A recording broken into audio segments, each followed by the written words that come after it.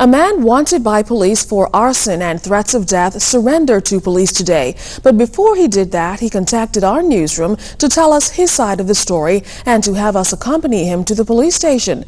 The wanted man contacted our Fern Carey with his defense in an alleged domestic-related conflict. 50-year-old Collin Bastian was wanted by police for threats of death and arson in connection with a house burning in Orange Hill a few days ago. He previously lived in that house with his girlfriend, but the contractor and father of two claims he knows nothing about the allegations. On Thursday morning, Bastian contacted ZNS News and spoke with Sawyer Report host Jerome Sawyer and this reporter. He wanted to turn himself into police. Bastian arrived at the station shortly afterwards, wanting to tell his side of the story. Maintaining his innocence, Bastian claims he and his girlfriend had broken up days before the fire. Saw it in the newspaper, and I heard people talking on the streets.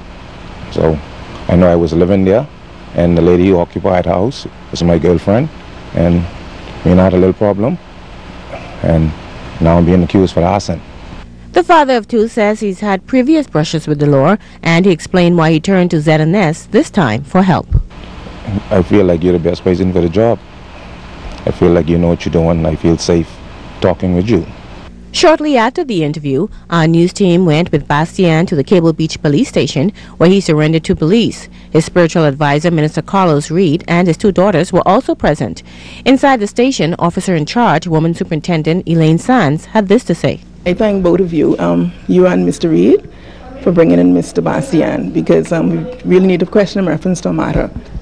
His matter would be properly investigated. I have an investigator on this case who will now interview him. Ironically, Bastian is the uncle of Desmond Key. You may recall that Key was arrested on a traffic violation in June of 2007, and while in custody at the police station, he was allegedly beaten by police. Key had to be hospitalized for months. He eventually slipped into a coma and died in 2009. Two police officers are accused of Key's death. That manslaughter trial opens in Supreme Court this coming Monday. Now it's unclear how long police will be questioning Mr. Bastian and whether he'll remain in custody. However, police say it will depend on the outcome of the interview they're conducting today. Fern, Carey, ZNS News.